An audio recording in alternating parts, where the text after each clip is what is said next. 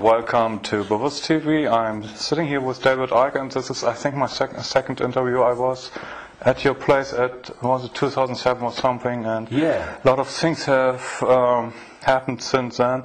But we have to start from the beginning, so to say, for the audience who don't know you, David Icke. Most people know you, but not everyone.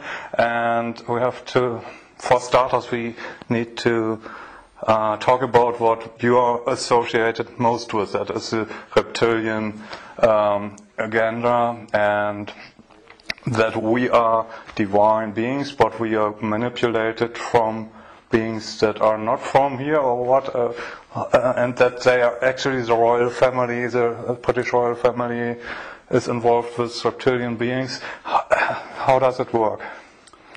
Crikey, how long you got? It's something that I've been,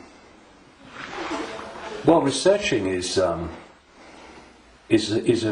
hardly applicable word in some ways, because to research means to look for, and you do that, of course you do, but after some extraordinary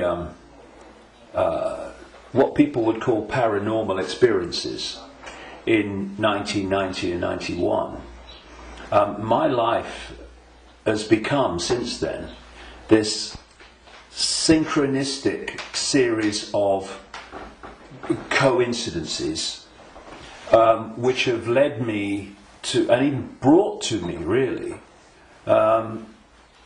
people, personal experiences, documents, books, and all these different sources that have put information before me in a very coordinated way, like some hidden hand is passing information to you. And it's not just random information, it's information that very clearly, as it comes into my life, has a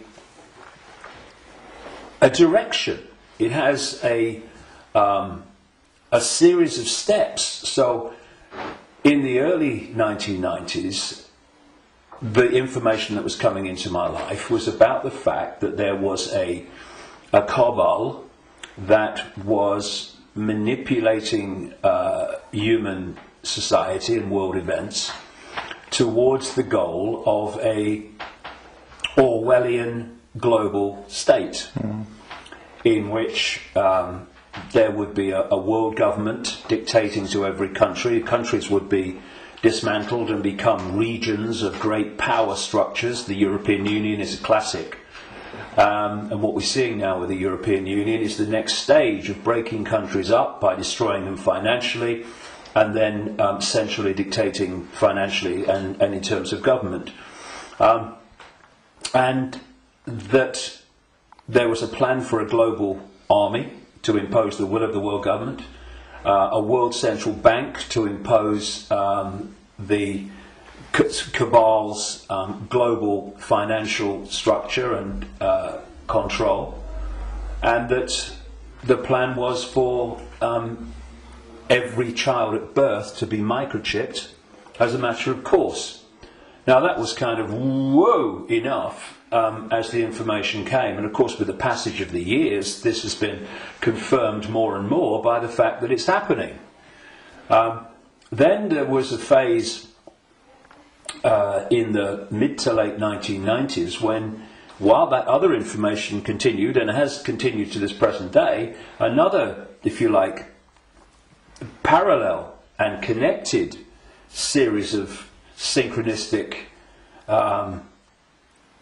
situations happened in my life which brought information to me, and this related to the fact that the network of families which go back to the ancient world that are behind this control system I've just described and its ambitions actually take a non-human form, a not just reptilian, though that seems to be the dominant one, and I moved on from that too and gone into other levels of it beyond that. But that there is a non-human force behind this attempt to lock down the world. And then from about 2002, 2003, right to the present day, all these continue. Once they come into my life, these different areas, they continue together. That's why I work 12, 15 hours a day, keeping up with it. But This third phase, from about 2003, was the most important. Because without this, you can't really understand the rest. And that was about the nature of reality, the illusory nature of what we call physical reality, the fact that solidity is illusional, and that we live in a holographic, illusory physical reality, which is only one level of many multi-levels of this reality. It operates on a waveform level, vibrational level, it operates on an electrical level, it operates on a digital level, and it operates on the holographic level, which we in the conscious mind perceive as the world. And to appreciate that when I look through my eyes, another illusion funnily enough, which is why when people have near-death experiences, they leave the body and they're looking down on the body with the eyes, but they're still seeing. So, I mean, the scale of illusion in our so-called physical experience is extraordinary. I mean, and we've not got to the bottom of it yet. But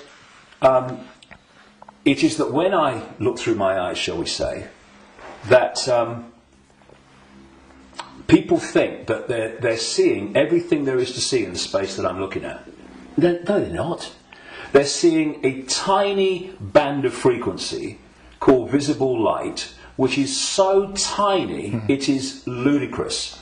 And the rest of what exists in this universe, and even mainstream science would say this, although it's Stone Age science I would suggest, but even it sees this, that the overwhelming vast majority of what exists in this universe, in energy, matter, mass, whatever you want to call it, its different forms, we cannot see. And therefore, we are living, if you like, in like a holographic television channel. So, all I'm seeing now as I look here is this tiny frequency range called visible light. Channel 1. Yeah, but all the other levels of reality also share the same space as the one that we're experiencing. And, you know, we've got digital television coming in now and all that stuff, but if you take the analog version of television, radio too, they are sharing the same space without interfering with each other, because they're on different frequencies, and thus interpenetrating this reality that we experience with the conscious mind are all the other realities where very, very different worlds are manifest, and with very different what we call laws of physics.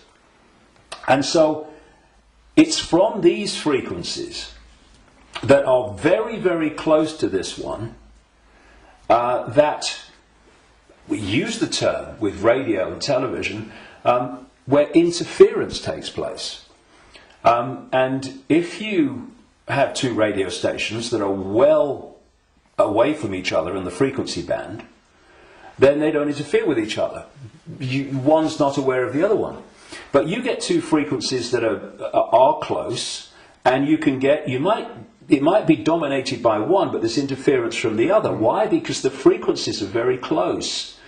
Well, these manipulating entities, forces, shall we say, operate from a frequency band that's very close to this one, but not this one. So but they might not see them, but they might be here. Well, let's give an example.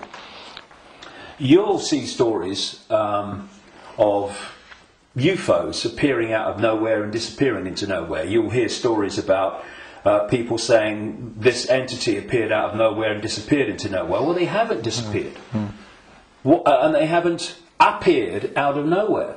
What they've done is they've entered the frequency band that we can decode, the visible light frequency band that I'm talking about, and when it enters that, we start decoding that information because it's now in our ability to do that. And as we start decoding it, bang, to the observer, it appears that it's just come out of nowhere. And then it leaves that frequency range, and to the observer, it's disappeared into nowhere. It hasn't. It's just left that band that we can decode, which is tiny. And so, when you... And I find this particularly compelling when I go around different ancient beliefs and explanations of what's happening.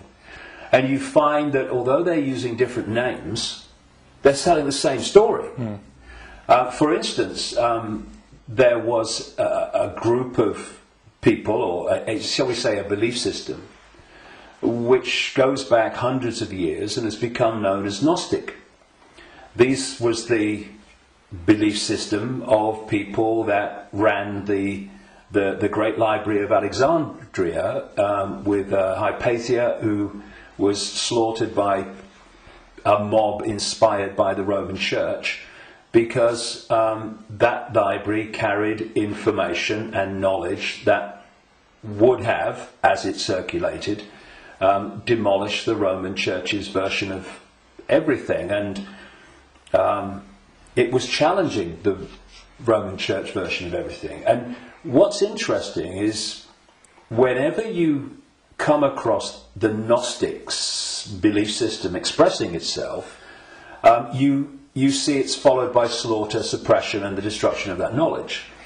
So the Cathars in southern France were Gnostics in terms of their belief system. We'll go into what that belief system is in a second. And so, again, in went the church, and all these, people that kill for the church, and they destroyed the Cathars. It's, I think, 1244 was the last stand to the mountain fortress at Montségur in southern France, in the foothills of the Pyrenees. And again, it's not just we slaughter them, but we destroy their knowledge.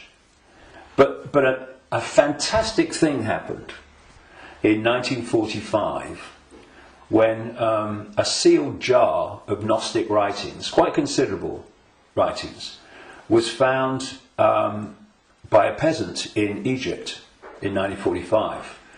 And they describe much of the Gnostic belief system. Now, key in my interest, one of the things, of course, as a quick aside, they were telling a very different version of the Christian story.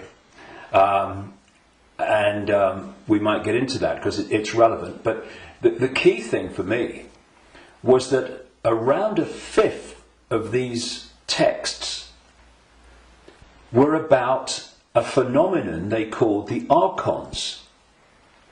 And the archons, these Gnostics said, were a manipulative force that operated outside of human sight, that was basically, as we would call it, an energetic form rather than what we would call a physical form, though it could manifest as physical form through holographic projections and stuff. And these writings even talked in their own way about the illusory nature of this reality. And they talked about the archons were the, if you like, like cyborg, we would call it, troops of something they called the demiurge. And the demiurge is what Christians call the devil, and this negative force. And what these writings said is that this reality that we're experiencing was not created by some divine force. It was created by the demiurge and the archons, and it was a fake reality. And that they manipulated by accessing the human psyche and manipulating humans' perception of reality. And there was some very, very interesting things that they said about the archons. And one was that they lacked the ability to express the creative force. I would put it like this. If you gave them a blank sheet of paper and said create something like a reality, they couldn't do it. the Gnostic writings say is they're experts at taking something that already exists, like the reality before this hijack, as I would call it, the one we experience now, and twist it. Mm-hmm. They piggyback something already created and twist it. Something else, they said the Archons did. And, you know, you're going back to something that's been estimated, I think, around 400 AD, these writings were buried. Mm-hmm. And that is that the Archons parasite off everything. They parasite off human society in many, many different forms. And I read this stuff and I'm going, whoa, this is my own books over the years, found in a jar in Egypt. Okay. Not all the detail of my books, but the basic themes, because it fitted totally. And then you go to the Islamic belief. And not just the Islamic belief, because this came from pre-Islamic Arabia originally.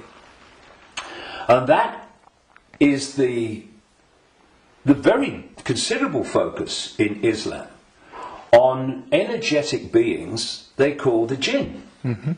And when you look at the jinn and you look at what the Gnostics said about the Archons, hallelujah, hello, they're the same thing. And then you go around other cultures and you see the same recurring theme.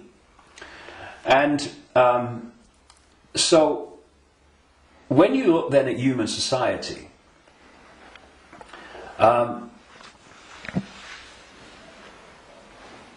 who creates, what is the creative force within human society?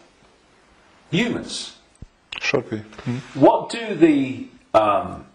What do these families that I've been exposing all these years, what do?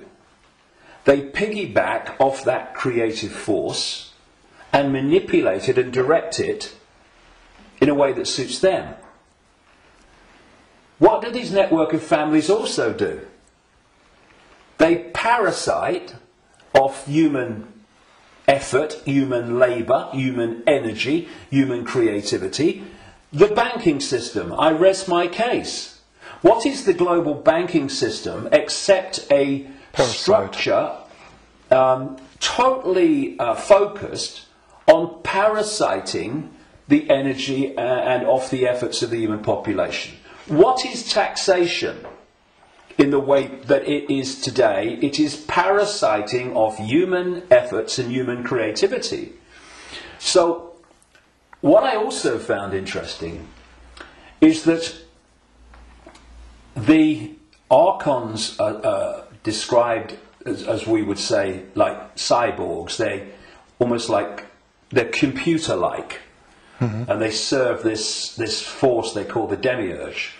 Well, I've been talking about these reptilian entities that operate outside human sight but can come in, and the Archons can, but they can't stay for long because of the frequency difference. They can come in for a while, but it takes so much energy to stay in our reality because it's not their natural frequency band that they can't stay for long. And what they've done, just a quick aside before I continue that thing about the reptilians, what they've done is they have created a network of bloodline families going way back to the ancient world, which represent their interests with invisible light because they can't come here and stay for very long. So these families, where their outer human form, if you like, is operating within the frequency band of visible light, they are the Archon representatives within human society. And this is why you get this network of families that sit on top of the banking system, the transnational corporation network, the media ownership level, top of science, top of the education system, top of the military, top of the global intelligence network. These are these families representing what the Gnostics call the Archons. And I was just going to say a few minutes ago, when you look at how these Archons are described, they're just like the reptilians that I've been writing about for years, in terms of their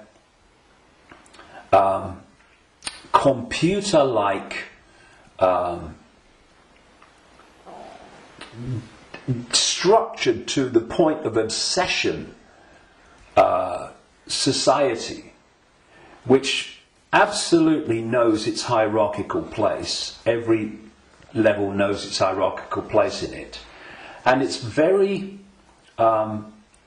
robot-like and computer-like. It's not a flowing creative force. It's very structured, boom, boom. And that's how the archons are described. They have no compassion, no yes. I mean, empathy. The only one time I've taken psychoactive drugs in my life was in 2003 in a rainforest in Brazil, when I took a rainforest potion called ayahuasca. And I went into, I had an amazing time. Some people had a bad time on it. And for 5 hours, this voice, so strong when I went into an altered state of perception, talked to me so loudly and so powerful about the illusory nature of reality for 5 hours. And when I came back, and because I had instant memory of all of it, when I came back and checked it all out, you could see very quickly that mainstream science, in all its different disciplines, has shown that what I was told that night is true, but because the disciplines are kept apart and are war with each other for funding and precedence, that the dots never get put together, because they're not meant to. We're not supposed to know what reality we are experiencing. It gives us too much power once we know. And this voice said to me at one point, about when it's talking about the computer-like nature of these manipulators, if you programmed a computer to abuse a child, would the computer have any problem with it? No. Why? Because it would just decode the data and act in line with the data, the software program. And this reptilian force is very much like that. Very structured, very predictable. And interestingly, because most people don't realise this, but one of the most important parts of the human brain in terms of human behaviour and response and reaction to situations is called the reptilian brain, or the R complex. And when you look at the traits of the reptilian brain within the human brain, of course other parts of the brain balance that out, or should do, but when you have more reptilian genetics, those traits of the reptilian brain are obviously more extreme and more pronounced. And one of this is mainstream science, one of the key traits of the reptilian brain is obsessive ritualistic behaviour. And what is ritualistic behaviour? It's following the same pattern, day after day, week after week, repeating repetitious behaviour. Now, this is robotic, and so you've got the reptilians described in those terms, the archons described in those terms, etc. And these forces are different expressions and names for the same thing. Now, one of the manifestations of this network of bloodlines that represent this archonic reptilian force within human society is the royal families going back to the ancient world, and the aristocratic families that surround them. Why? Because where did the idea that certain bloodlines should be king or queen of a people, and you have this hierarchy, because this is the other thing about reptilian genetics and the reptilian brain, it's obsessed with hierarchical structures of power. Look at our world. Look at the royal families and the aristocracy. It's absolutely rigid with hierarchy. Everyone knows their place. You're a viscount, you're a baron, you're a lord, you're a king, you're a prince, and all this stuff. Yep. This is the human expression, or the partly human expression, because they're hybrids, of the reptilian archon obsession with hierarchical structure manifested in our world. Because what they're doing is bringing that archonic reptilian reality into our world and making our world like theirs, more and more and more. Now, we have this thing, of course, going way back, which goes under the title of things like the divine right to rule. And what is that? That's the right to rule because of your bloodline, because of your DNA. And we have the ancient emperors of China claiming the right to be the ruler because of their descendants from the serpent gods. And the association between the serpent and the snake with royalty and royal families and royal bloodlines, just follow it back. And so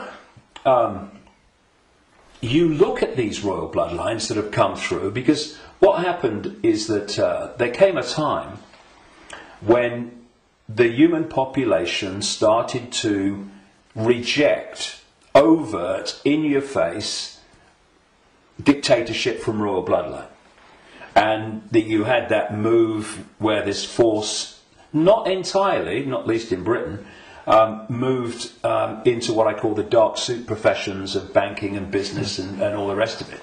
And politics, and have gone on manipulating from that point of view. But some of them survived, like the British royal family. Now, if you want to see a group of people that are so obsessed to the extreme, not just with hierarchy, but my goodness me, they are. The whole British class system, as they call it, is based on obviously hierarchy, which is based on the head of state being the Queen. But you want to see a group of people who are obsessed with ritualistic behaviour. Look at the royal family. She goes to the same palace at Christmas. She goes to the same palace in the summer. She goes to the same palace in the spring, and so on. And if you look at the royal year, it's ritualistic. It's a hamster's wheel, repeating. And then, and we've seen in the week that we're talking, 60 years the Queen Elizabeth, 60th year on the throne, the Diamond Jubilee. It's really been in our face in the last few days, and I've watched as much as I can because I wanted to follow the ritual. But, you know, Britain is famous for what is called pomp and ceremony. You know, the guards in red jackets and black hats, you know, like, you know, need a haircut, marching up, changing of the guard, and then you've got people in breeches and all this stuff. It's unbelievable. But it's not pomp and ceremony.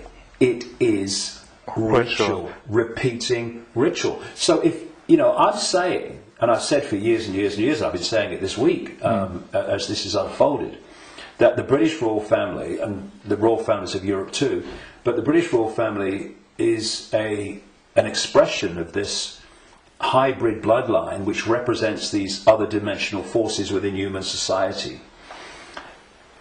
And I've described how these other dimensional forces operate, their mentality, how they structured. And you look at the British royal family alone, and it's absolutely a mirror of the very traits that the Gnostics, etc., have spoken of in terms of this archonic other dimensional force. So, you know, it's very challenging, obviously, for people that have not researched this and not been through the experiences that I've been through in terms of things that I've seen and things that I've experienced and things that I've read and researched. And also because from cradle to grave we are given a certain version of reality. Boom! You know, education system, peer pressure, media, all the way through, to actually go and encompass the possibility of what I'm saying. But you know, it's like Gandhi said, even if you're in a minority of one, and I'm not anymore, far from it, but even if you're in a minority of one, the truth is still the truth. And it's not, it doesn't become an untruth because people can't find the capacity to see it's possible. It's just, you know, people say, that's impossible, that can't be done, that's crazy. But what are they doing? They're just looking at something from a certain point of observation. And if their point of observation has been just to take in the programming that's imposed upon us from the first moment we become conscious in this reality, then they'll see it in a certain way and they'll say, that's crazy.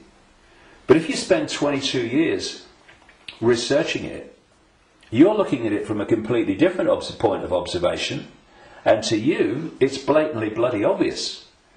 And it's bringing those two points of view together that's the challenge, because what is happening in the world and what's behind what is happening in the world is so massively different, fundamentally almost indescribably different to what we're told is happening, that's the chasm that is probably more than anything else the greatest defence vehicle that this conspiracy has. It is so extraordinary that people think it's not possible, and anyone that talks about it must be crazy. But it is changing.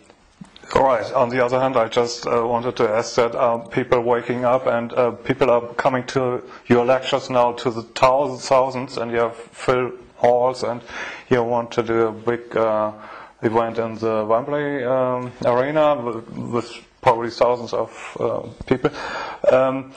So it's important, if you know all these things, that they're pretty frightening, that we are being manipulated for thousands of years.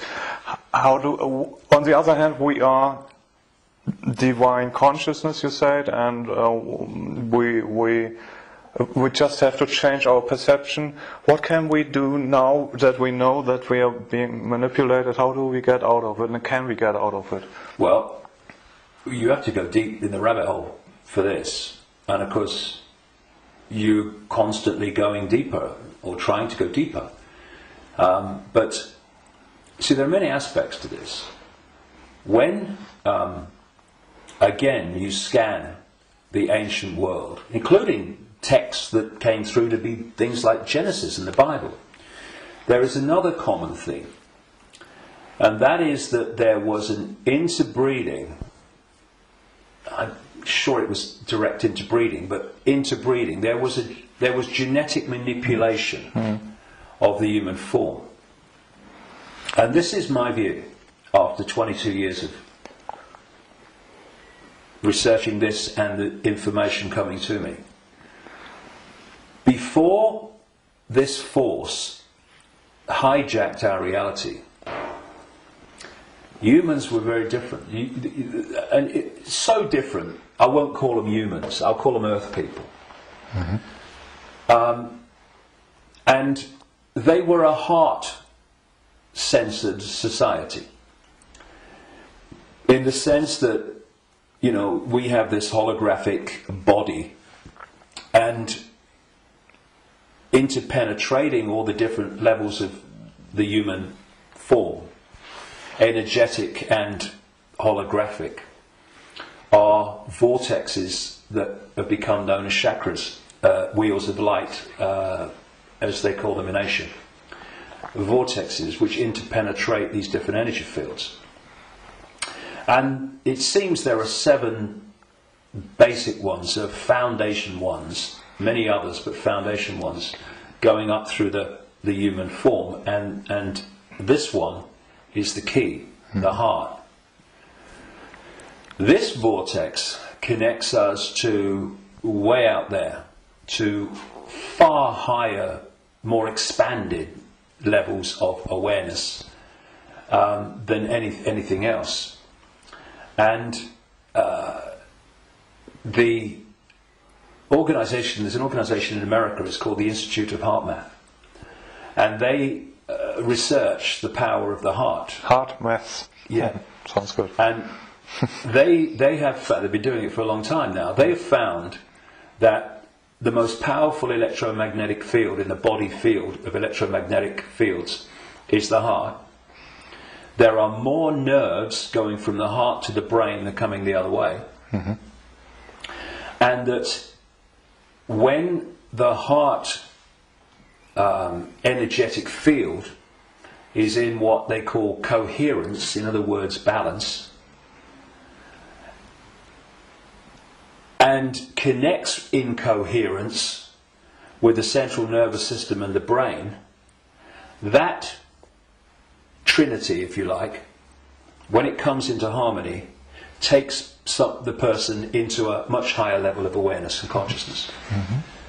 The key is the coherence of the heart field. Once you knock that out, you knock everything out, and what's left then as the arbiter and decider of reality? This. Now, this is a great servant to this. Mm. It's not a great master when it's in control of our perception of reality. And there's another vortex in the belly, which is about emotions. This is why when people feel nervous or frightened, they feel it in the belly. And you know, they need to go to the toilet. It's because the imbalance caused by the fear and nervousness in the chakra, the vortex linked to emotions, is affecting the balance or imbalancing in the same way the intestinal system and what have you. And what they've done to pull humanity into a low vibrational, brain dominated perception is they've moved the point where we interact with reality from the heart to the belly. Hmm. They've done it genetically because, as I said in my last book, Remember Who You Are, I'm saying that on the level of human DNA that they call junk DNA, which is anything up to 98% non-coding DNA, they call it junk DNA because they don't know what it does. Well, some cutting-edge scientists, not least in Russia and some in America, are pointing out that actually within so-called junk or non-coding DNA is a language, and it's a very it's a language that you can see and you can uncover, and it operates very much like human language. It has many of the, very closely, the traits of how human language is sequenced. This is how this language, as they call it, within so-called junk DNA is sequenced. And they're talking about the fact that the human language, which is what? Vibrational fields. That's what it is. We hear the words, but only when the brain decodes them. Mm. What's passing between me and you now is not the words and what people are hearing. What's passing between me and everybody is not words. It's a vibrational information field generated by my vocal cords. Mm-hmm. People are only hearing the words when they decode that information. So everything is vibrational waveform at its base, even language. DNA is waveform, like the body is waveform in its base state. And they're starting to uncover this language, and it fits absolutely my contention that part of this genetic manipulation was to put into junk DNA what I call biological software programs, and they are basically perception programs.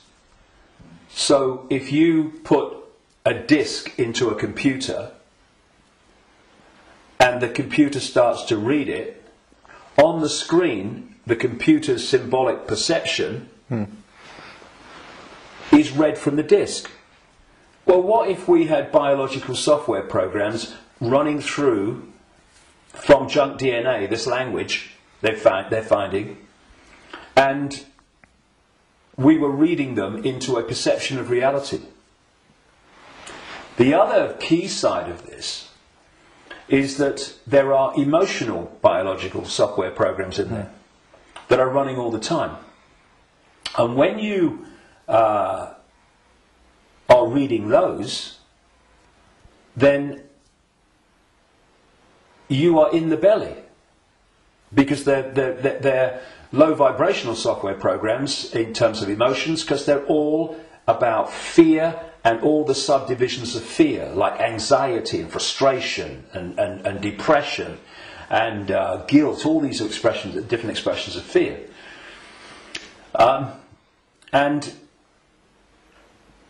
if we do not open our minds, I call this the human body-mind computer, biological computer. If we don't open our minds and let the true self in, consciousness, then humans are operating literally in a closed system in which the DNA emotional and perception programs are running and not being challenged by a level of awareness that is beyond the program. So basically, people talk about the blind leading the blind. What humans are is the program leading the program.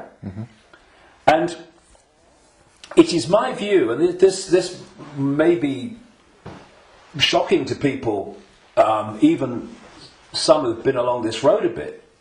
It's my view, after 22 years of putting this together, that the vast majority, at least, of humans have been going through entire lifetimes without having a single original thought or emotional response. Now, when you've got psychologists, I mean, Carl Jung, the Swiss psychiatrist, talked about this, but others too. When you've got psychologists that say that they can break down the human personality into 12 major archetypes and combinations of them, well, at the level of awareness, at the level of consciousness, at the level of the true self, we are infinite possibility within an infinite reality of infinite possibility. How on earth can you break down that into 12 major archetypes and combinations of them? It's ludicrous. You can't. But what can you do that to? Computer programs. And that's what we are. These archetypal personalities are actually software running, perception software running within junk DNA. Now, put all this together, and that has moved us from a heart-centered society, connected out into a greater level of reality. This is the innate intelligence. This is supposed to serve this, not be the governor of perception. That's why this knows, and this thinks has to work it out. People don't go, my intuition thinks, no. My intuition, and we do this, don't we? My intuition just knows. Because instinctively, on a subconscious level, we're going to that point of true knowledge, true awareness, not beyond knowledge. This is knowledge awareness. But what's happened is our point of interacting has gone from the heart-centered society. And if you're coming from this, and this innate awareness, this innate knowing, this innate understanding that everything is connected to everything else, then you create, manifest from that, a completely different society to the one that we have. What's the one that we have? They've moved it into the belly. Humans now, gold. I've got a cough. It's not the cough that carries you off. It's the coffin that carries you off it. Now, they've moved it into a belly society. where does human response come from, overwhelmingly, to events that we face? The emotions. It's an emotional response. It's an emotional reaction. It's not a heart reaction, overwhelmingly, though of course it does happen. It's an emotional reaction. You know, this mass manipulation technique that I called a long time ago problem, reaction, solution, where they create the problem covertly, tell the people through an unquestioning mainstream media the version of the problem they want people to believe, and then they get the reaction from the people, do something, something must be done, and then they who have covertly created the problem got that reaction, do something, then at stage 3 openly offer the solution to the problems that they have created, which gives them the excuse to change society and advance the agenda that they're following. Now, it's not problem, go into the heart, look at it from the innate intelligence of the heart. It's not even problem, have a think about it, do a bit of research, see what you think. It's problem, reaction, solution. It's the manipulation of an emotional response, an emotional reaction. And what they're doing all the time is manipulating an emotional response to get support or to justify what they're doing. So, for instance, they'll tell you that Gaddafi was killing his own people and what have you, because they're looking for an emotional response. Oh no, we've got to stop him killing his own people. What they don't tell you, of course, is that the rebels were actually put in there, funded and armed by the NATO alliance to cause the problem. And then when Gaddafi's troops start reacting to what they're doing, shooting back at being shot at, then suddenly, oh, look, Gaddafi's killing his own people. Reaction, oh yeah, we've got to stop it. So this is happening all the time. You know, 9/11, ooh, that was, look at 9/11. And those horrific pictures and the towers coming down. Did that take us to here? No, it took people here. And from this gut, what would you say? Gut reaction. You know how many, people say, what does your heart tell you? What does your heart tell you? Right? But how many times, instead of going, what does your heart tell you? What do we say? What does your gut tell you? Emotional response, emotional reaction. And so what they've done is moved us, not all of us, not everybody, but, you know, the vast majority, they've moved them from the heart, high vibration, which they can't touch. If we're in the heart, we're untouchable. It's like Radio 1 trying to impact on Radio 2. Can't be done. They're terrified of us going into the heart because it's over. So they move us into their stadium vibrationally. Because not only do they manipulate human response through emotion, they feed off human low vibrational emotional energy. They've turned us into their energy source, because they're an energetic source basically at their core. Well, we all are, but they're much more energetic than we are, because we're much more aware of the holographic, the so-called physical. And so when we eat food, we think we're eating physical food. There is no physical. We're eating holographic food. But the foundation of that food, which we decode into some kind of illusory solidity, is actually a waveform information field. All that these entities do is they feed, they get their energy source, not from a sandwich and a cup of tea, but directly, energetically. They absorb energy in its waveform. And so when we generate low vibrational human emotion, that emotion is resonating within the frequency. That's why we can't see it. We can feel emotion, but we can't see it. Because it's vibrating within another frequency band beyond visible light. And that's the frequency band that these archons, reptilians, overwhelmingly operate in. So every time we generate fear and all its offshoots, we're feeding them energetically. So you get a war, a 9/11, a global war, and you get an economic crisis where parents now in Greece are giving their children away or selling their children because they can't afford to feed them. Can you imagine in that one incident with one set of parents how much is generated here emotionally from the horrific? I can't even think about it. Imagine what it must be like. And that's just two parents. You get that operating. Look at the world. Look at the world every day.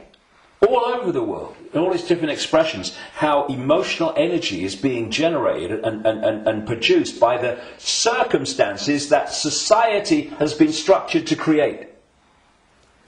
It's an orgy of energetic vampiring.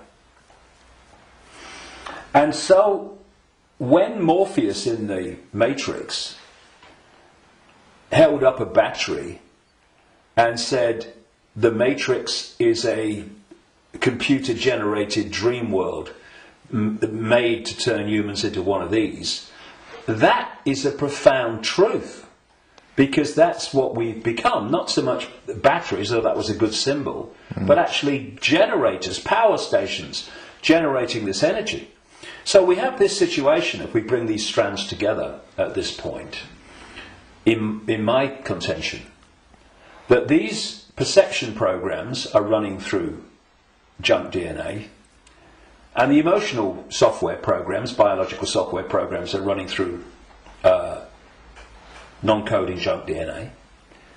And as those programs are running, and as society is structured so that it generates situations, in computer terms, data, that trigger those programs and bring them to the surface where they're more impacting upon our behaviour and responses, you are locking humanity into this closed system where the program programs the program, and you're also pulling people from the heart, high vibration, down into low vibrational belly emotional vortex, which is pulling humanity into the predator's vibrational stadium, and in doing so they are able to trawl and vampire the energy that emotional state and response is constantly generating. Now, I've talked for a long time from your question, what can we do? Because that background, I suggest, was fundamentally necessary. So what do we do? What can we do? It might sound trite and all the rest of it. I mean, because what we've got to do, of course, is we've got to stockpile weapons. We've got to create human armies to fight against them, and we've basically got to try to do all the things to them that they do to us, right? And where does that take us? First of all, it makes us them. And secondly, if we go down that road, will do what? Will produce more and more and more of this low vibrational emotional energy in the hatred and in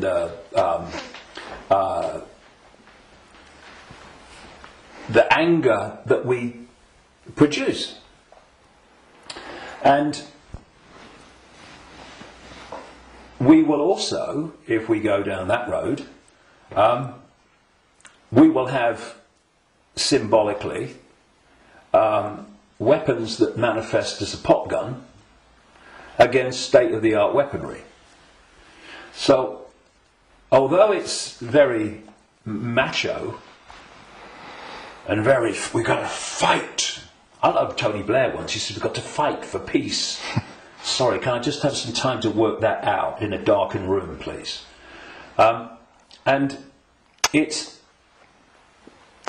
is something that, when you look at it, is very good for the macho we've got to fight him.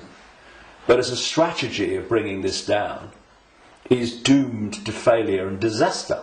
because it's playing the game they want us to play. And if you're in that macho mode and you think the whole spiritual side of things and stuff like that is namby-pamby, airy-fairy and a bit, you know, soft, then what I'm going to say will make no sense. But if we are going to bring an end to something that has been created and perpetuated by something happening,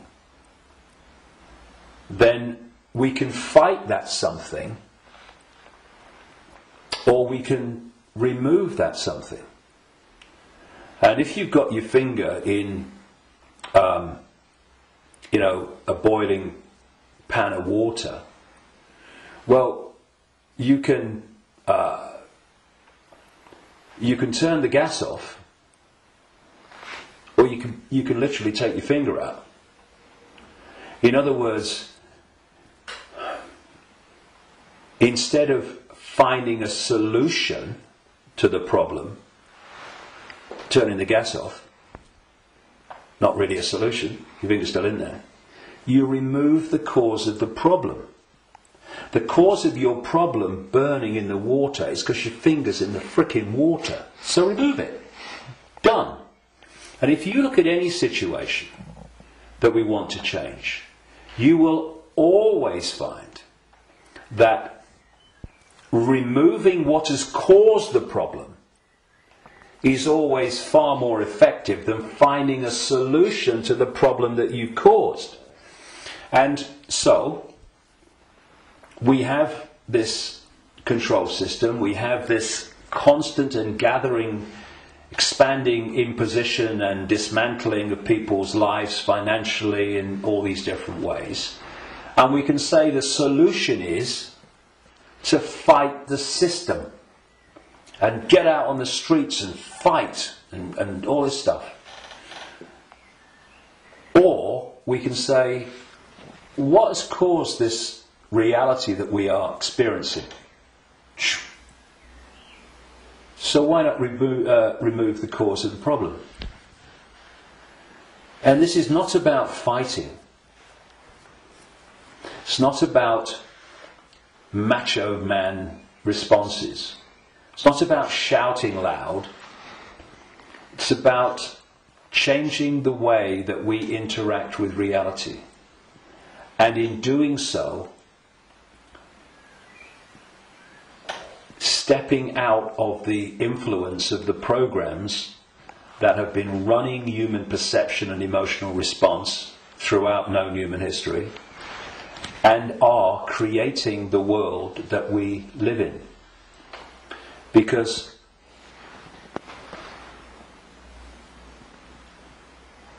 if I go back to what the Gnostics said about the archons, they have no creative energy. They can't make things happen. But we can. We can, yes. Which is bringing us to an interesting point. We can manifest. What this manipulative force has done has programmed humans to use that gift of manifestation to manifest what they want. And so, if we manifest from our perceptions of reality, then manipulate their perception of reality, and they'll manifest what you've manipulated them to perceive as reality. So, I see people challenging war and conflict when their own lives are full of conflict. Now, we live in a holographic reality at this conscious mind level, and there's a very unique and fascinating trait and characteristic of holograms and holographic reality. Every part of the whole is a smaller version of the whole. So if you take, for instance, in the holograms that you buy in the shops, if you take the waveform holographic print, which is on the print in waveform information, and you cut it in 4, and you fire the laser, which reads that information in effect, and brings the 3-dimensional holographic image projecting from the waveform information on the photographic print. If you cut that into 4 and put a laser to each 4 pieces, you will not get a quarter of the whole picture. You'll get 4 quarter-size versions of the whole picture. And this is why, or explains why alternative forms of healing, like reflexology and acupuncture and others, can find points on the ear and the feet and the hands and all different parts of the body that relate to the body as a whole. Thus, reflexologists can work on a part of the foot and impact upon the heart or the liver, depending on where they're doing it. And I've known and talked to reflexologists and people like that over the years, and they know it works, but they're not sure why it works or why there are points on the foot and the ear and everything that relate and impact upon the body as a whole. Well, it's simple when you realise that this reality is holographic, because every part of the whole is a smaller version of the whole. The body is a holographic manifestation, it's a hologram. Thus, every part of the body must be a smaller version of the whole, and that's why all over the body, in all the different parts, you can find points that relate to the whole body. In the same way, if we have conflict in our own lives on a so-called individual level, and this is going on all over the world in all these different societies, and it is, then that's a smaller version of the whole. And a hologram moves both ways. When the whole hologram shifts, all the parts of the hologram shift, because they're expressions of each other. You shift or affect the smaller part of the hologram, and in this case it's lots of people, billions of people with conflict in their lives and all that stuff, and that's going to impact on the hologram as a whole, i.e. human society. And you're going to have collective conflict. If we want to put the fire out of the whole, what we call human society and global experience, then we have to put the fire out in our own lives, because we are fueling the fire. We are creating the fire. This is why they want conflict and disruption at all levels of society, because they know that they're constantly impacting upon each other. We have conflict in our own lives. Collectively, we are manifesting collective conflict. You have collective conflict like bombing Libya and Iraq and what have you, and the global conflicts. Those collective conflicts then impact on the individual that reacts to them with a lot more emotional, based emotional response. So everything is connected to everything else. Everything's impacting on everything else. Now, those behind this manipulation of human society, they know that. And they have been playing humans like a violin for so long. And this is why, not the only reason, but this is why they created human religions in this part of why, because there were many whys for that, and why they created human science, which is, I call it Stone Age science. It's song sheet science. It's not science. It's just a bogus explanation for reality, so we don't see the real one. This is why the nature of reality is hardly, if any time, discussed in schools or education in general. And you know, I travel around the world. I've been to 50-odd countries, many of them many times. I've seen the streams of television channels, not least places like America. You're going through the zapper button, and there's channels after channels after channels. I have never seen one that was asking the question with an open mind: who are we? Where are we? What is reality? Now that is ludicrous. I mean, we have a situation where probably the vast majority of people go through a lifetime, until they come to the end of their lives and they're thinking, you know, where do you go? Who don't even think about, who am I? You know, you say to them, who are you? Oh, I'm Charlie Jones. I drive a bus. And they'll tell you your family history, they'll tell you their life history and all that stuff. That's not them, that's their experience. And human self-identity identifies who we are, self, with our experience, with our name, with our job. Who are you? I'm a banker. No, that's your experience, it's not who you are. And so when you lose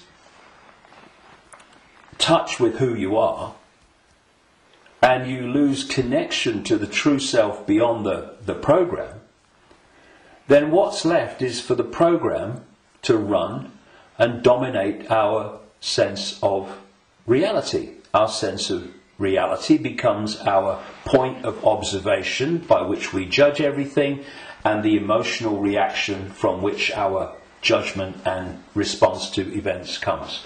And it's a closed, ever repeating cycle. And unless we break it, then this will go on. And we break it by moving our point of attention, the point at which we interact with the world, from there to here.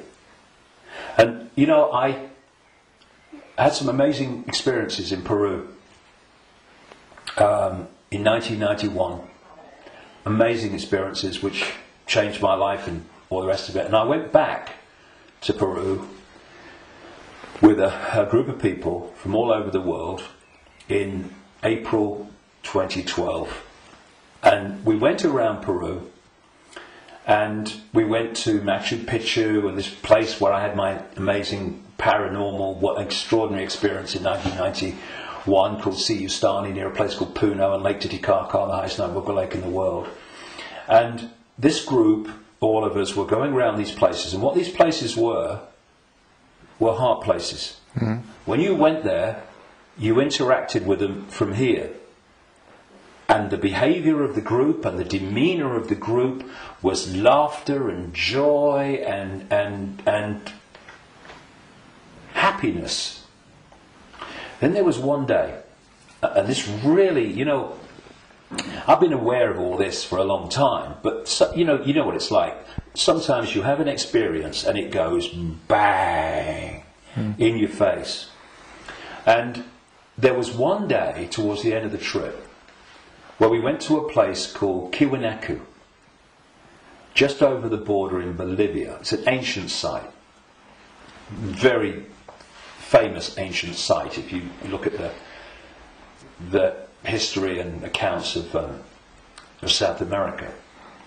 And if anyone thinks that human awareness, human emotion, human demeanour does not impact upon the energy field that we're all interacting with, they should cross the border between Peru and Bolivia at this place where we did. You walked across a bridge across a river, and one side was Peru and the other side was Bolivia. So once you crossed into Bolivia, woo, doom, this, you're right? back. So it took ages to get through the border guards, just for a tourist group who's going to be in the country for about 3 hours. They'd all just come back from a hospital, apparently, where they'd had a sense of humour bypass. And we headed to this Icke, going through in a 40-minute drive through a police checkpoint and a military checkpoint. You know, I mean, if anyone says that he's predicting that Bolivia is going to be a police state, well, you're too late, mate. Anyway, we get there, and it was horrible, Icke. It was big time here, right? And I felt this in many places around the world, and they've all been connected to human sacrifice and rituals involving these entities operating in other levels of reality, but interacting with this one. This is what satanic rituals are. They're the interaction. This is why they do certain things and repeat them. They're creating an energetic environment which allows interaction and even the manifestation of these entities within the rituals. This is what sacrificing to the gods was all about in the ancient world. Because when you sacrifice someone, the people doing the sacrifice, they drink the blood and eat the flesh, which is what this whole Roman Catholic thing is really about. Drinking the blood of Jesus and eating the flesh, that's just a mild bloody cover for what goes on in the background. But on the other levels of reality, while this is going on, these entities, perceived as the gods, are feeding off the terror of the victim. Right? This is sacrifice to the gods. Anyway, we get to Icke, and it was that kind of energy. Ooh. But what I noticed was the demeanour of the group changed. People weren't happy. They were not in a good space. And there was this lovely guy, Mark, a lovely Irish guy, and the change in the behaviour of the group was so pronounced that on the way back, which we got back into Peru, where everyone started getting a bit happy again, I asked people if they wanted to go on the microphone on the bus and explain, you know, their experience. And Mark said, and Mark was a lovely, lovely guy, all laughing and dancing and all the rest of it, all the way through Peru. And he said, when I was at Icke, he said, I just wanted to shout abuse at anyone that got in my way when I was trying to take a picture. And I just felt so different. And I won't labour the point, but having, seen it and experienced it and seeing the response, you could see Peru, what a world that would be. And then Icke, the world that we have today.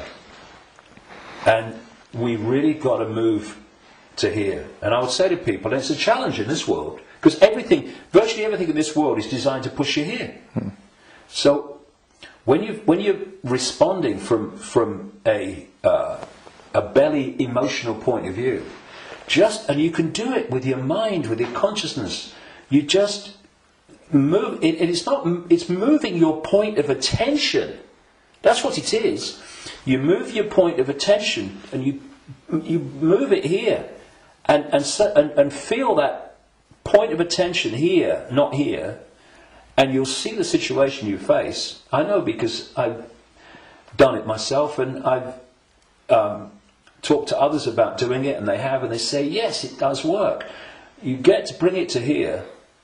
A situation that you're facing looks very different here to here, and vice versa.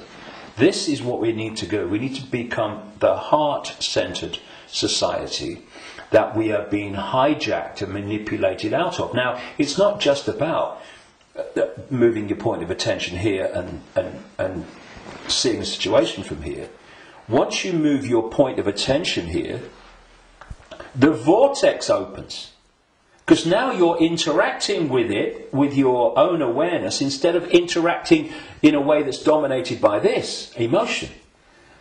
And when that opens, what comes through that energetic channel is innate intelligence, innate insight, innate knowing. And suddenly you're seeing the world and getting insights into things, and you're seeing what is happening as it is, and not as this is programmed to see it. And this is programmed to see it.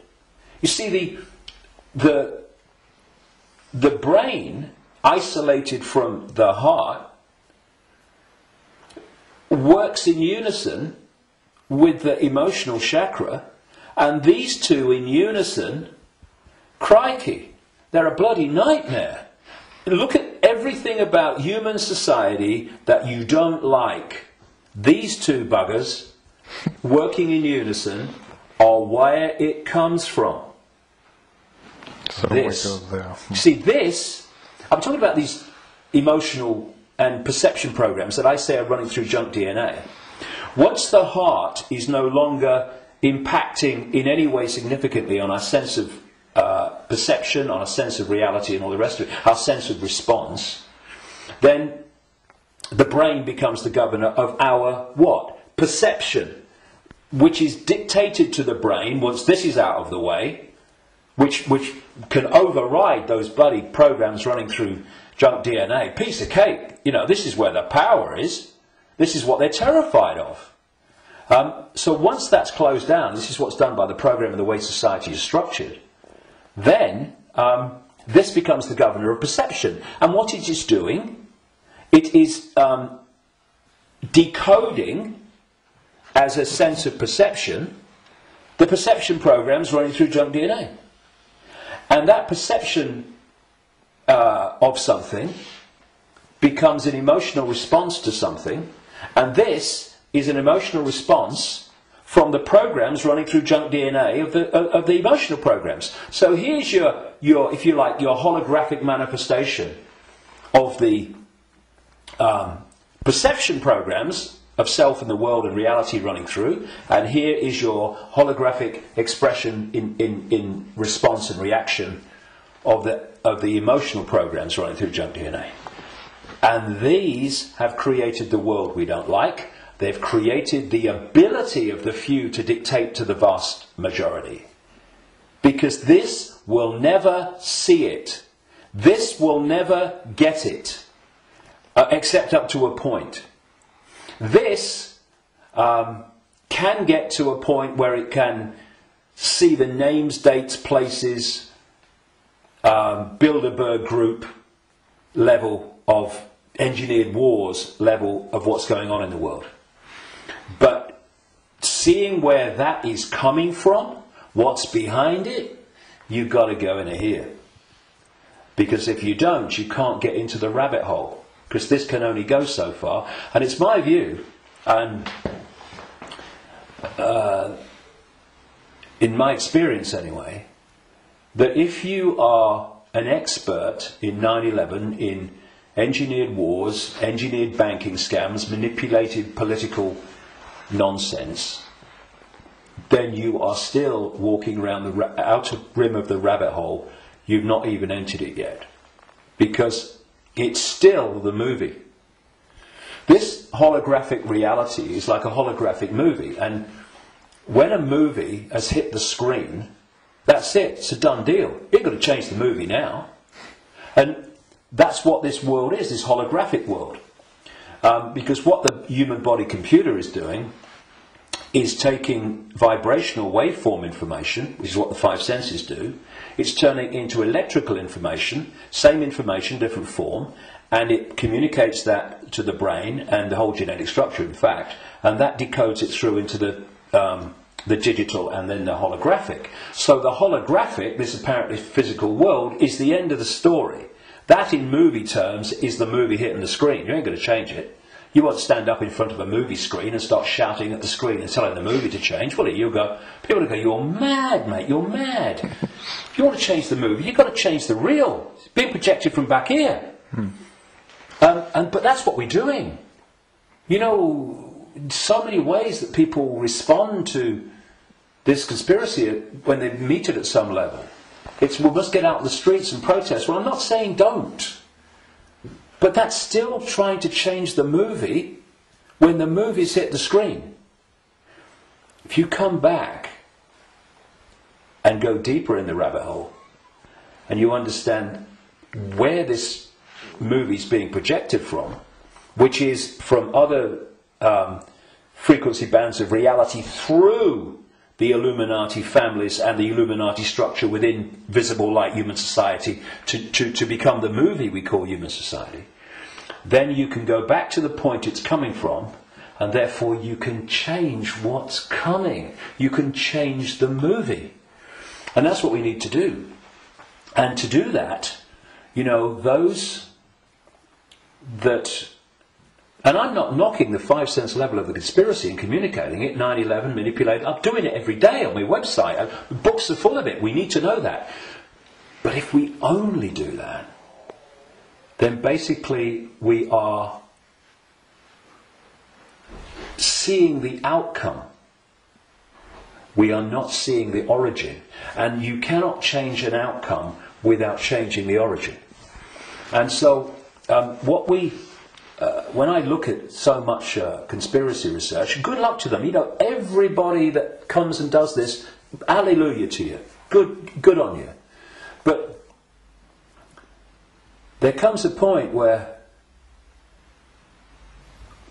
we know how the system works in the holographic world. I mean, what's left?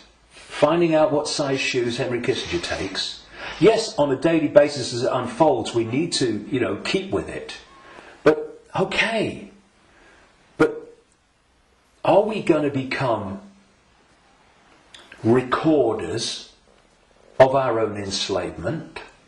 Oh, see, I told you they'd do this next. Look, they're doing it. If we do that, we've moved from not knowing that the prison's being built around us to seeing the prison being built around us. But there's a common theme between the two of them. The prison's being built around us. And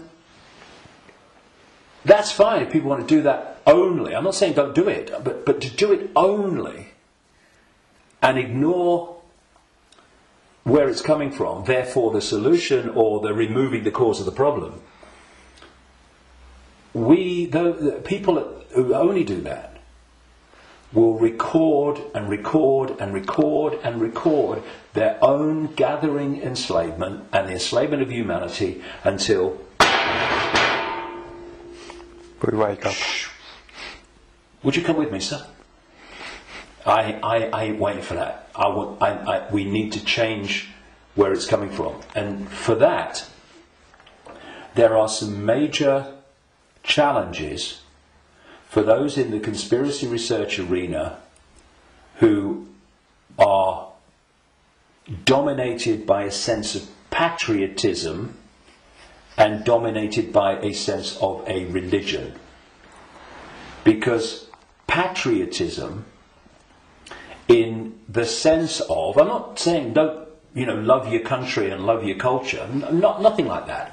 But patriotism, in the sense of self-identity, I am an American, I am an American patriot. No! That is your experience.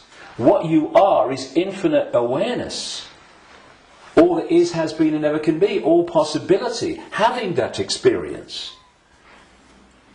And I'm a Christian. No, you're not. That's the belief system you have chosen to take on as your persona. But it's an experience of being a Christian. It is not who you are. And if you self-identify with being a Christian or being a Jew or being a Muslim or being a Hindu, again you are in a self-identity which is self-identifying with something that's not you. And also, and this is in terms of getting to the origin, it means that you are not going to go, I've come across this all the time, me. I mean, I'm the guy that people in mainstream society, they see conspiracy researchers of the 5 sense nature as extreme and crazy. A lot of them see me as extreme and crazy. Because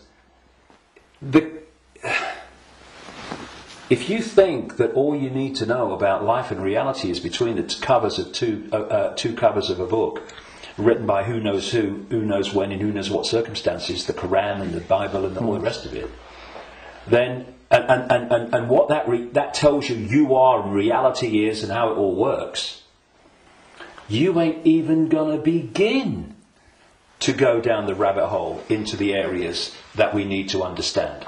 Because if you do, you immediately realize that your religion is part of the conspiracy. I talked earlier about the archons and this demiurge that this like devil figure, as Christians would call it, that the Gnostics talked about in their texts.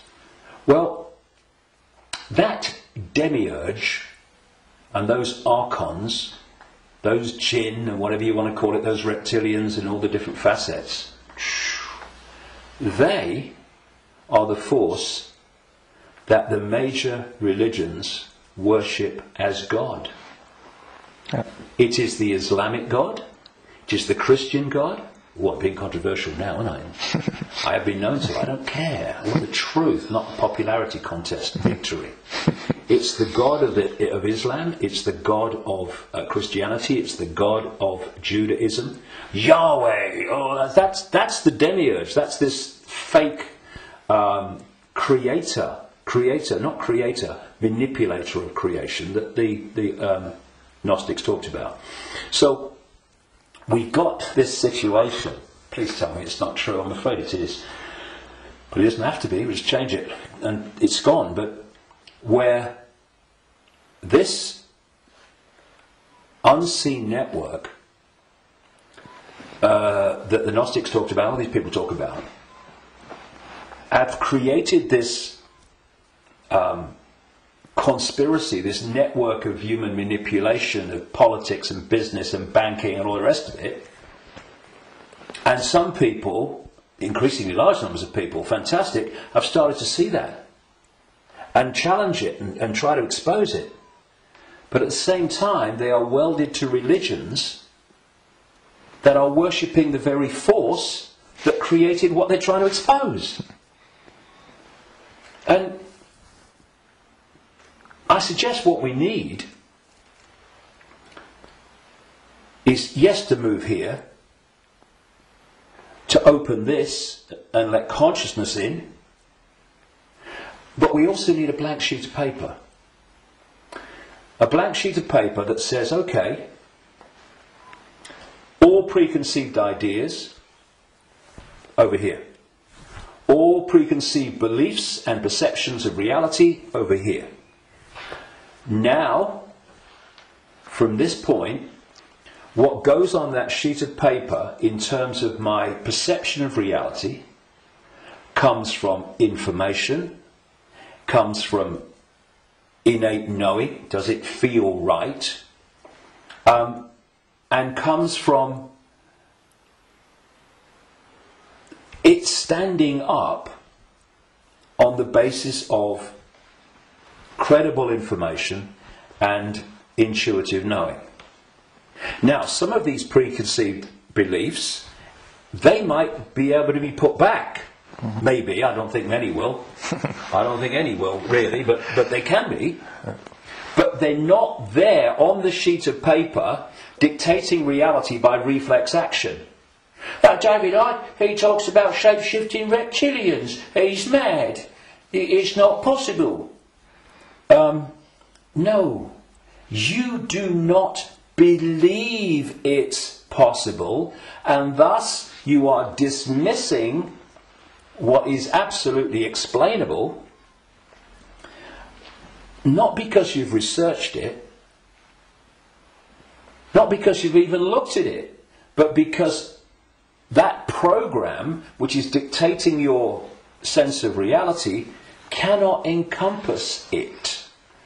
Thus, people say to me, and have said to many people in this arena, when the actions of these families have been exposed, they'd never do that. No, mate, you would never do that. They would and are every day. It's this. And then you say, well, how much? I've said this to television interviews in the mainstream, but they're like, loads of rubbish. And I say, well, I've been to 55 countries, many of them many times. I've researched this full time for 22 years. How much research have you done on this subject? Zilch. But it's different, it's outside of their perception of possibility, so it's dismissed. And this blank sheet of paper lets anything in so long as it justifies its place on the paper. And when you do that with an open mind, you don't say, I'm a Christian, so I don't criticize Christianity. You go, I'm going to look at Christianity and what I've believed up to this point from a detached perspective and see if it stands up. I know a guy in America who set out many decades now. He was a real avid Christian, and he set out to prove the Christian story was true. Jesus existed and all this stuff. And very soon after this, as he started, I'm going to show it. Of course, what he realised very quickly is the evidence is all the other way, and he became a conspiracy researcher because then he's going, well, nothing of it. If I've been duped on this, what else am I being duped on? And then the dominoes start to fall, and you start to see the greater conspiracy. But he had an open mind enough to see that when the information was going in a certain direction, he was willing to go with it. But a lot of people that are welded to religions, they don't want to look at the information. And you can be a religious believer, and you can go to the 5 sense level of the conspiracy, because you can say it's Satan and Jesus is coming, and it's Armageddon, and it's the end times and all that stuff. You can do all that from a Christian perspective, but you ain't going to get in the rabbit hole. To do that, all those belief systems have to go, because they're there to censor the true self. Okay, thank you, David. That's amazing, and a lot of information, and a lot to think about. But the important thing is not to think, but to know, to feel, and we all have the ability and the what humans have. We can change it because we can create, which the others can't. Yeah, so they create through us, and the difference is, and the way to turn this around is to, instead of having our sense of reality manifest as our experienced reality by external forces manipulating our sense of reality, which becomes our experienced reality, we get rid of that influence, and our unique perception of reality becomes our unique experience of reality. Do you think we've got a world worth living in then? Do you think 2012 is a year that a lot of people say then there will be a major change? Do you think that's happening? Well, I've not gone along with that in the way that it's just been described in many ways. I came across a theme almost immediately after my initial stirring awake in 1990, in the spring, when I went to a psychic because I felt this presence around me all the time, and I wanted to know what it was. I didn't tell her, but just so she would pick it up, and bingo, lots of things happened. So, I was going to go out on a world stage and reveal great secrets, and there was a shadow across the world had to be lifted, a had to be told, all that stuff. From that very earliest time, there was this theme that there was a vibrational change, which I would see now as a waveform information change, that was going to have many effects, but two major ones. One, it would awaken vast numbers of people eventually to another perception of self in the world and reality. The less closed-minded would be affected first, but eventually people at that time that were absolutely in the bubble, in the box, would be affected. Well, it's happening, quite demonstrably, it's happening.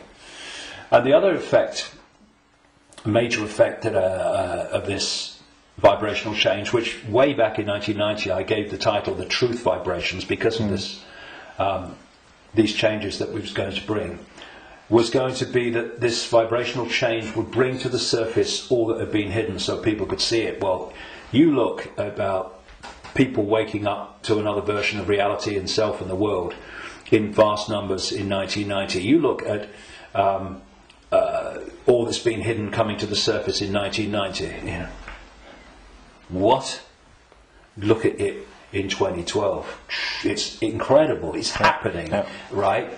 But this truth vibrations that I was, as I called it, was going to be something that would get more and more powerful and more influential. And the significance, a greater significance for me of 2012 is that it's not 2011, but it's not 2013 either. However, I think that what we are seeing in 2012, and we'll see more of in 2013, 14, 15, is that we are now reaching a point in this where it's starting to be tangible in its impact. You know, I'm seeing people now within the system, doctors, scientists, people like that, are starting to look and saying, it's all nonsense, isn't it, right? Now this is, so we've reached a point in 2012 where this is becoming more and more tangible. And I think by the end of the year it will be more tangible, you know, because this is an ongoing thing. And the focus on 2012 in a positive way about, you know, this is going to be the Great Awakening. And I don't think it's going to be the Great Awakening in 1 year, but that focus on it, people are focusing on the fact of awakening, and that's bound to impact upon people opening their minds. The negative part about it, of course, is this stuff about the end of the world and all that stuff, which brings, where does that take you? It takes you here. So I think that 2012 is significant in that way. But in 2013, we're going to see the impact even greater, 2014 even greater. And there's going to come a point where this information vibrational change is going to reach a tipping point where it's the dominating perception. And at that point, the House of Cards will come down. And one of the other themes in the last 22 years that I've picked up from many different sources and stuff is that just when the control system appears to hold all the aces and has got everything in place, it's going to come down so fast it's going to be shocking. So for a little while longer, I mean, we're seeing it now, you know, President of the United States every day deciding who's going to be killed in a drone attack and all that stuff without any due process or anything like that. So we're moving, but at the same time, this awakening is moving as well. And, you know, the president and the control system and their agenda and their unfolding Orwellian state, although it's not called that, the facets of it as they unfold are all over the television news and they're in all the newspapers.